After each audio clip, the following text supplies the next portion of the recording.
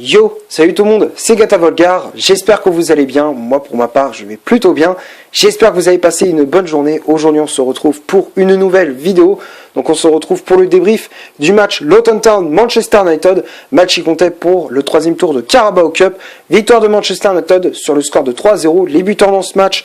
Juan Mata à la 44e minute de jeu sur penalty, 88e but de Marcus Rashford et à la 92e c'est Mason Greenwood qui vient tuer tout suspense et grâce à cette victoire Manchester United se qualifie pour le tour suivant de cette coupe de la Ligue anglaise.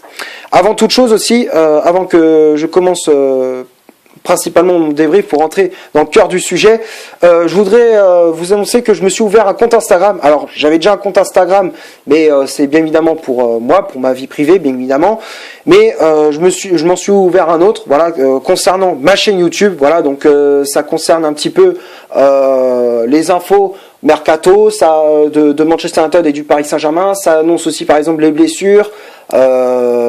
Voilà, donc ça annonce un peu les infos du Paris Saint-Germain et les infos de Manchester United. Voilà, donc même si j'ai pas encore posté de photos ni rien, mais ça va pas tarder. Donc voilà, comment dire, je voulais vous annoncer ça et aussi pour vous dire le nom de mon compte Instagram, c'est pareil que ma chaîne YouTube, Loïc Gata Volgar. Voilà, donc n'hésitez pas à m'ajouter sur Instagram. Donc ça me ferait énormément plaisir de voir mes abonnés me suivre sur YouTube et aussi désormais sur Instagram.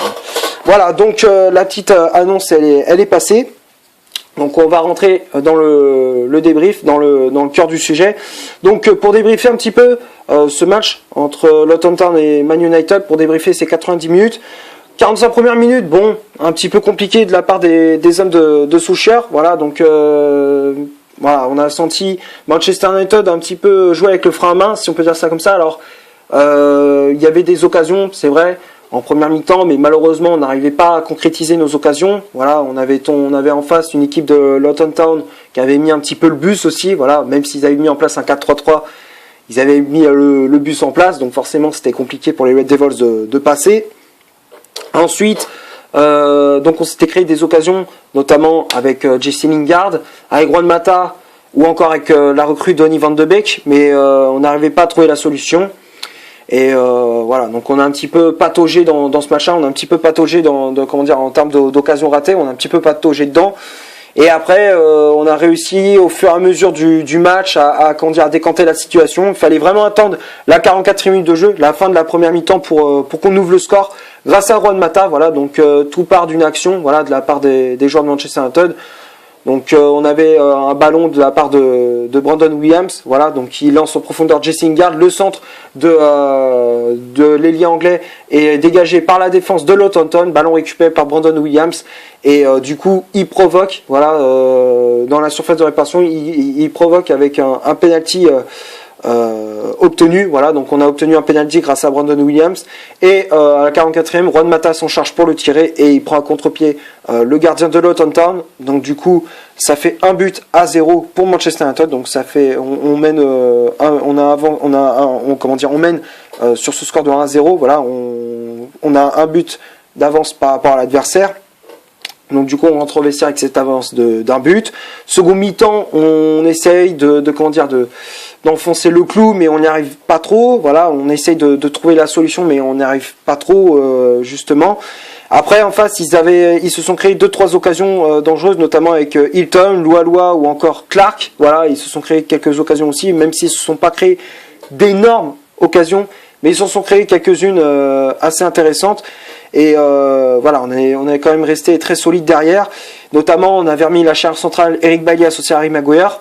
Même si, voilà, je dis souvent, mais pour moi, la charnière centrale de Manchester United doit être Harry Maguire associé à Eric Bailly. Pour moi, cette défense-là, elle doit être en Première Ligue et non en Coupe d'Angleterre ou en Coupe de la Ligue ou en Ligue des Champions. Enfin, n'importe.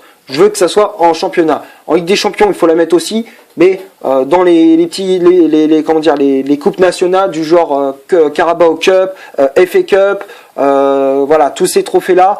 Voilà, franchement, ça vaut pas la peine de mettre cette charnière centrale là. Si tu veux, tu peux mettre la charnière centrale Lindelof Maguire pour les coupes nationales, mais sinon pour les championnats, il faut mettre la charnière centrale à Harry Maguire.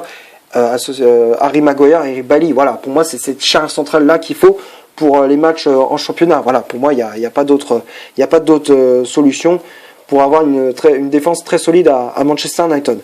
Voilà, donc du coup, on a subi, mais on tenait bon là, on tenait bon.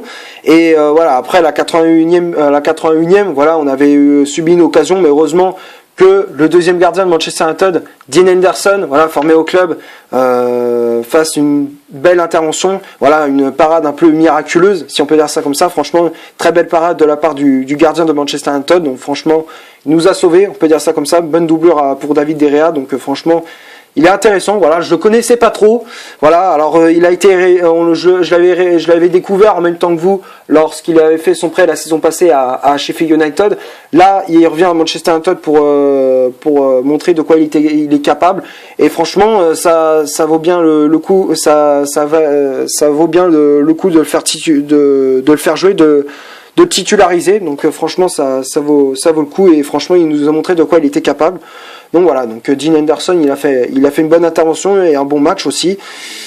Voilà, après, fallait vraiment attendre la fin de match aussi pour qu'on tue le tout suspense. Voilà, avec des buts de Rashford et de Greenwood. Rashford à la 88e, voilà, sur un ballon de Bruno Fernandes. Voilà, Fernandes qui met un ballon aérien pour Greenwood, voilà, Greenwood qui dévie ce ballon de la tête, et derrière Rashford qui arrive à pleine balle, voilà, et il enchaîne avec une frappe puissante à ras de terre qui vient battre le gardien de Luton Town, Shea, et ça permet à United d'enfoncer le clou. Ça fait 2-0 pour les Red Devils, et à la 92e, Mason Greenwood qui inscrit le troisième but mancunien. Il rentre dans la surface de réparation côté droit, et derrière il enchaîne avec une frappe croisée magnifique. Voilà, donc franchement très beau but de la part du jeune prodige de Manchester United. Donc on enfonce le clou à la 92e avec ce but de Greenwood, et on remporte ce match sur le score de 3-0. Donc on va passer maintenant à la composition d'équipe que Ole Gunnar Solskjaer a aligné pour ce Luton Town Manchester United. Donc ça a été un 4-2-3-1 aligné par l'entraîneur norvégien, avec Dean Henderson dans les buts de Manchester United. Première titularisation de la saison pour le gardien formé au club. La charnière centrale, Bailey associé Harry Maguire qui a le brassard de capitaine. Les latéraux, Wan-Bissaka à droite, Brandon Williams à gauche, Matic et Fred au milieu de terrain, Donny van de Beek en numéro 10, Jesse Lingard milieu latéral gauche, Juan Mata milieu latéral droit, et à la pointe de l'attaque de Manchester United, c'était le Nigérian Odion Ighalo.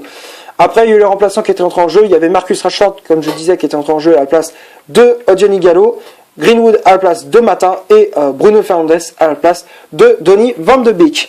Voilà pour la composition de l'équipe. Bon, on a aligné bien évidemment l'équipe B. On a fait un petit peu, on a fait tourner l'effectif. Voilà, donc on a fait jouer bien évidemment Fred, Matic. On a fait jouer Juan Mata, Jesse Lingard, les joueurs qui sont, on peut dire ça comme ça, secondaires. Voilà, de Manchester United. Voilà, les joueurs secondaires de cette équipe mancunienne.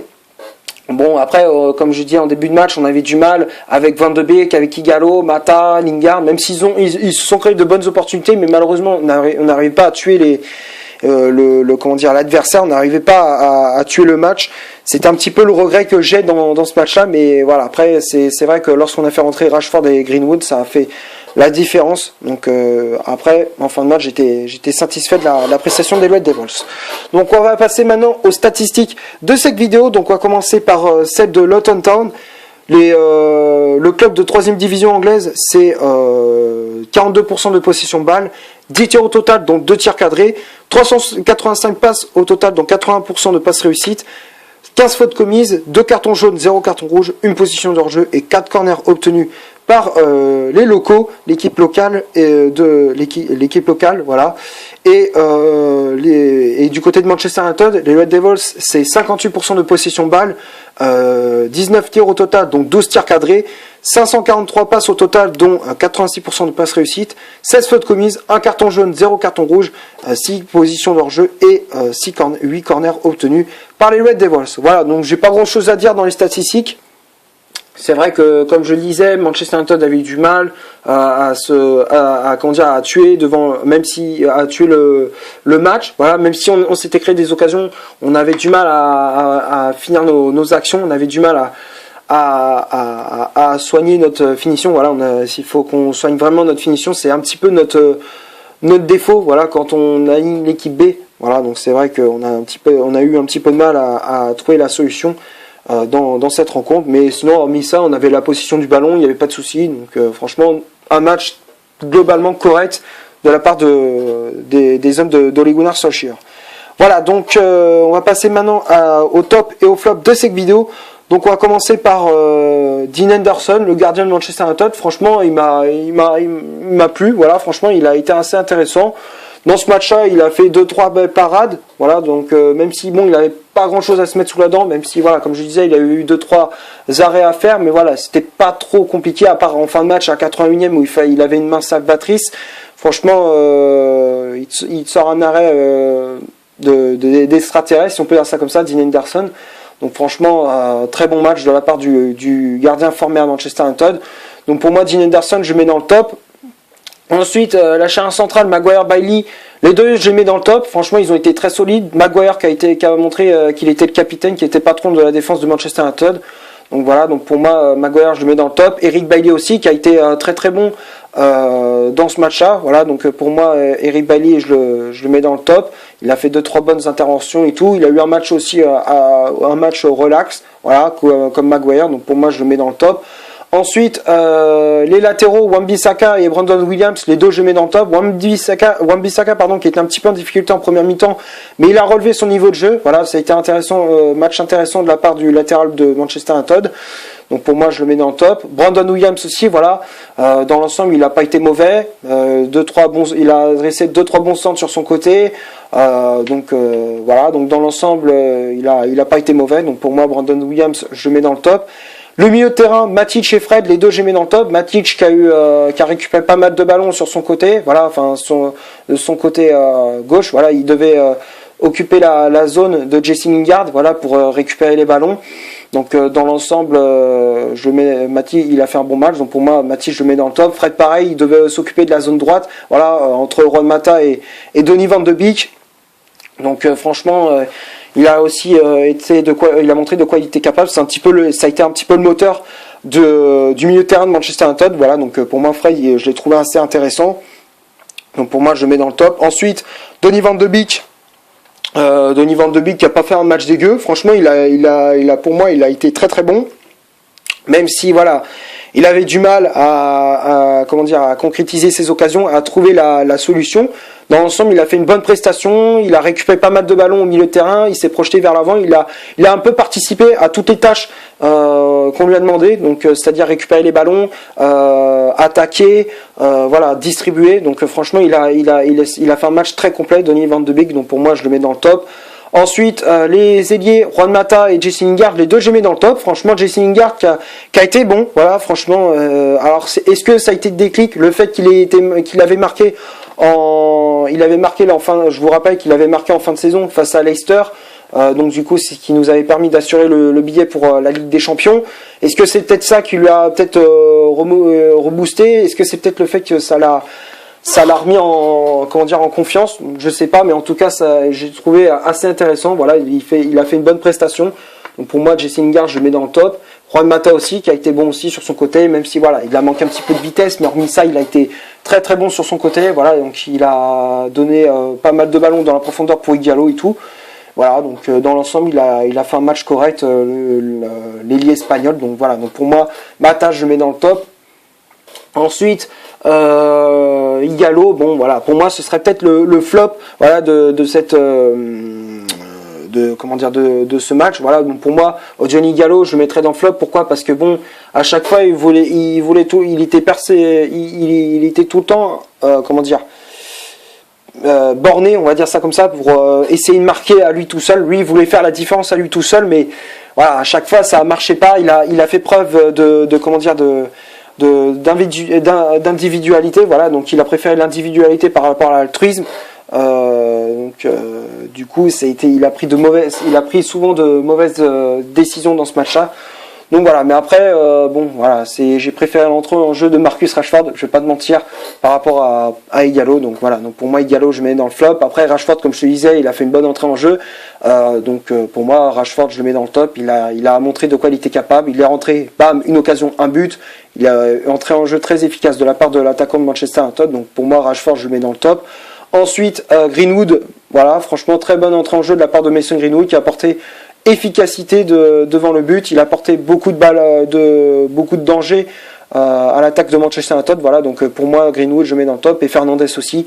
Très bonne entrée en jeu de la part de Bruno Fernandes qui a apporté un peu plus d'équilibre au milieu de terrain. Il a fait un petit peu souffler Donny van de Beek. Il a fait un petit changement. Voilà, donc on a fait rentrer Fernandes pour faire sortir Van de Beek pour justement apporter un peu plus de souffle au milieu de terrain, voilà, qui avait vraiment besoin dans cette rencontre. Voilà, donc pour moi le seul flop durant cette rencontre, c'est Odion Ighalo. Voilà, donc c'est tout ce que j'avais à dire pour ce